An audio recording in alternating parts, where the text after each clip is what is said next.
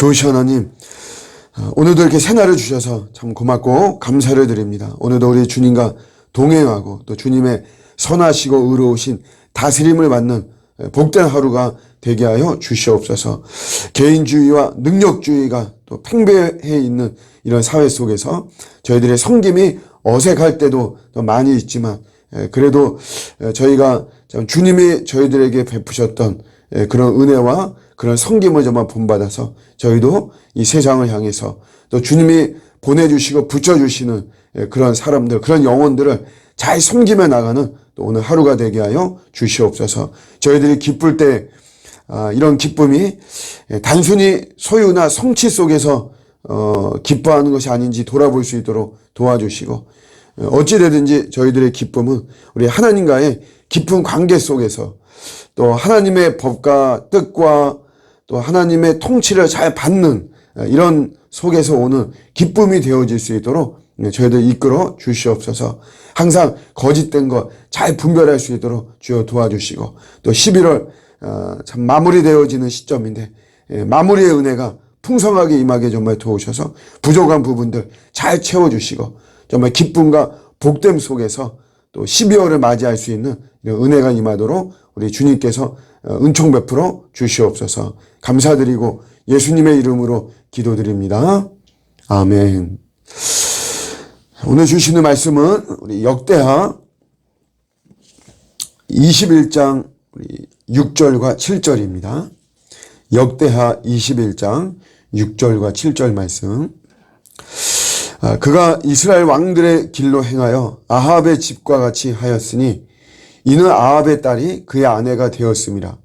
그가 여호와 보시기에 악을 행하였으나 여호와께서 다윗의 집을 멸하기를 즐겨하지 아니하셨음은 이전에 다윗과 더불어 언약을 세우시고 또 다윗과 그의 자손에게 항상 등불을 주겠다고 말씀하셨음이더라.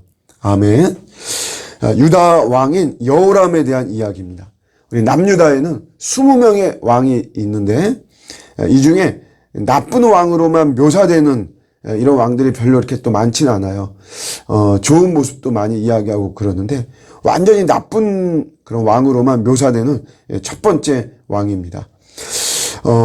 두 가지의 사건이 있는데, 하나는 이 여호람은 그 아버지 여호사밧의 장남이죠. 장남이고, 여호사밧이 모두 7명의 아들이 있었는데 나름대로 이제 자녀들이 어떤 그런 분열이 일어나지 않도록 신경을 좀 많이 썼습니다.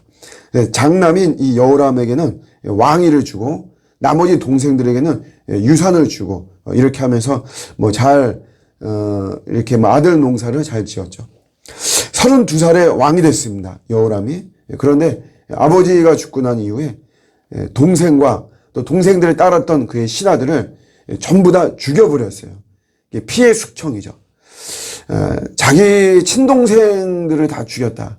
참, 그 왕권 때문에 자기의 왕권을 견고히 하고자 하는 그런 아주 탐욕과 욕심 때문에 이런 일을 저지른 것이죠. 그것뿐만이 아니라 여호람에 대해서 이야기할 때 이스라엘 왕들의 길로 행했다, 이런 표현을 쓰고 있습니다. 북이스라엘의 그 왕들, 하나님의 뜻과는 전혀 반대되는 길을 갔던 사람들인데 그들의 길을 갔다는 거예요. 남유다 왕인데 다윗도 있잖아요. 다윗의 길을 갔다 이래야 되는데 그러지 않고 완전히 정반대인 이스라엘 왕들의 길로 갔다. 결정적으로 아합의 딸을 아내로 맞이합니다. 아합의 딸은 결국 누구의 딸이냐? 이세벨의 딸이죠. 하나님 앞에 가장 남북 왕을 통틀어서 가장 하나님을 대적했던 그런 아합과 이세벨, 그들의 딸을 아내로 맞이했다. 정략 결혼입니다. 이것도 이유는 왕권을 강화하기 위해서 이렇게 된 거죠. 이렇게 자기 힘으로 살았던 여호람인데 결국 그의 마지막은 어떻게 됐느냐? 마지막은 우리 엘리야 선지자가 예언했어요. 너 불치병에 걸릴 거다. 그랬는데 그대로 불치병에 걸렸죠. 회개하기를 하나님 원하시고 기회를 줬지만 회개하지 않은 것을 우리가 알 수 있습니다. 창자병이라고 성경은 소개를 하고 있는데요. 2년 동안 그것도 이런 불치병을 앓았죠. 그러니까 그 시간 동안 사실 기회를 준 거죠. 상자가 몸 밖으로 이렇게 나와서 심한 통증에 의해서 죽는 그런 불치병이고, 고통스럽게 죽는 것을 묘사하고 있습니다. 게다가 결국 죽었을 때 왕의 죽음을 기념하는 분향을 합니다. 향을 피우는데 백성들이 향을 피우지 않았어요. 그러니까 백성들도 이 여호람에 대해서 외면했다라고 하는 것을 알 수가 있고, 슬퍼하는 사람이 아무도 없었다라고 기록을 하고 있습니다. 왕족 묘에 결국 그는 묻히지 못했어요.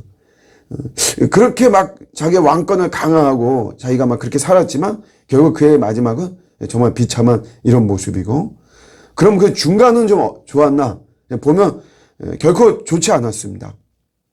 8년을 통치했는데요.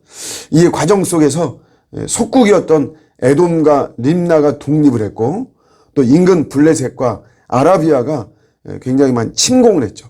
원래 조공을 바치던 이 아라비아 같은 경우에는 그런 나라였지만 오히려 침공을 해서, 그래서 이 여호람의 왕비와 그 아들들이 죽는 이런, 개인적으로도 얼마나 많이 참 아픔입니까? 전체적으로 볼 때 여러분, 이 여호람은 철저히 자기 힘으로 산 그런 인생이에요. 오늘 이제 성경은 그런 것을 고발하고 우리에게 이런 길을 가지 않기를 요구하는 거죠. 참 열심히 살았다, 이제 그런 느낌을 사실 가질 수 있죠. 오늘 동생들을 죽이고, 이거는 결국 추억을 살인한 거죠.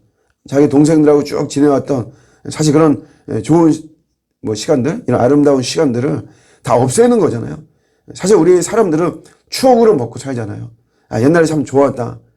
우리가 아버지 사랑받고 이렇게 자라고 했던 게 좋았는데, 근데 그런 추억의 상대들이었던 자기 동생들을 다 죽이고 피 흘리고, 결혼도 사랑 없는 결혼을 하고, 참 행복했을까? 왕으로서 그렇게 지냈지만 참 행복한 인생일까? 좀 결코 행복하지 않죠. 그렇지만 이제 말하자면 자기 왕권을 자기가 지키고 이렇게 하기 위해서 그냥 그렇게 하여튼 열심히 살았다, 우리가 비유를 하자면 좀 그런 느낌입니다. 자기 혼자 자기의 힘으로 자기를 지키고 자기의 자리를 지키려고 하고, 오늘날로 치자면 정말 한눈 팔지 않고 공휴일이나 휴일에 쉬지도 않고 열심히 일하는 사람, 완벽주의를 막 추구하면서 기념일 패스하는 인생이다, 이런 말이 있습니다. 사실 기념일이라고 하는 것은 우리 인간의 우리의 삶을 좀 순간순간 행복하게 만드는 그런 거죠. 생일이고 결혼 기념일이고, 또 자녀가 있으면 입학식이나 졸업식이나 이런 것들, 그런 것들을 우리가 지키면서 소소한 우리 인생의 행복을 느끼고 막 그러는데, 그런 것도 없어요. 열심히 사는 사람들은 그런 거 하나도 없습니다. 그리고 열심히 살지만 결국 이제 여호람 같은 사람, 이런 결과가 나타나는 그런 이유, 내가 정말 완벽하게 살려고 그러고 열심히 살고 내가 노력하며 살고 그러는데 결국 내 손에 빈손이다라는 거죠. 그 이유가 뭐냐? 결국 하나님이 없는 삶이에요. 하나님이 빠진 이런 인생입니다. 오늘 여호람이 자기 왕권을 지키기 위해서 결국 자기 동생들도 죽이고 정략 결혼하고 결국 그렇게 살았지만 결국 그의 삶 속에는 하나님은 없는 거죠. 하나님의 자리가 없어요. 원래 예수를 믿는다는 것은 예수님을 주인으로 모시는 거예요. 이제는 나의 주인, 내 인생의 주인과 내 인생의 왕은 예수님이고, 그래서 예수님이 항상 중심에 있어야 되고 가장 중요한 자리에 있어야 되는데, 이렇게 무조건 열심히만 사는 사람들의 맹점은 결국 열심히는 살지만 하나님이 없는 이런 삶을 살고 있는 거죠. 오늘 이 시대를 능력사회, 피로사회, 압박사회, 긴장사회 이렇게 이야기합니다. 열심히 살아요. 굉장히 분주합니다. 저도 가끔씩 어디 가게 될 때 새벽기도 끝나자마자 이렇게 나갔는데, 그러면 벌써 6시인데 그때 벌써 우리 강변북로 올림픽도로 꽉 찹니다. 너무 열심히 살아요. 이런 건 좋지만 우리 하나님이 없다, 내 삶 속에. 이거는 100% 우리가 어떤 부작용과 문제를 유발하는 삶이 될 수밖에 없는 것입니다. 케빈 드 영의 미친 듯이 바쁜이라는 이런 책이 있습니다. 지금은 절판됐어요. 부계사에서, 부흥과 개혁사에서 나왔는데, 저는 이 사회를 가장 잘 표현하는 책의 제목이라고 생각합니다. 미친 듯이 바쁜. 그렇게 막 바쁘게 살지만 그러나 하나님이 없다. 결코 올바른 삶이 아닌 것입니다. 반드시 우리의 삶 속에는 우리 하나님이 계셔야 되고, 내가 비록 부족하고 내가 비록 연약하고 좀 이러다가 내가 처지는 것이 아닌가, 우리가 그렇게 보여도 그러나 내 삶 속에 하나님이 계시다면 그 삶은 하나님이 책임져 주시는 이런 복된 삶이 되어지는 것입니다. 항상 이렇게 말씀을 듣고 하는 거 너무 잘하는 것이고요. 하나님이 계시는 가장 기초적이고 가장 본질적인 이런 삶을 살아가는 것입니다. 우리 열심히도 살고, 그러나 그것으로만 끝나지 말고 반드시 하나님이 계시고 하나님이 임재하시고 하나님을 모시는 이런 삶, 우리의 구원주 되신 예수 그리스도를 우리의 주인으로 모시는 이런 삶 가운데 오늘도 승리하는 저와 여러분의 복된 하루, 우리 인생이 되시기를 주님의 이름으로 축복합니다. 아멘. 오늘도 말씀 붙잡고 기도하겠습니다. 하나님, 그냥 열심히만 사는 이런 저의 모습이 아니라 반드시 주님이 계시고 주님을 모시고 주님과 동행하는 저의 인생 되게 하여 주옵소서. 우리 같이 기도하시다가 돌아가도록 하겠습니다.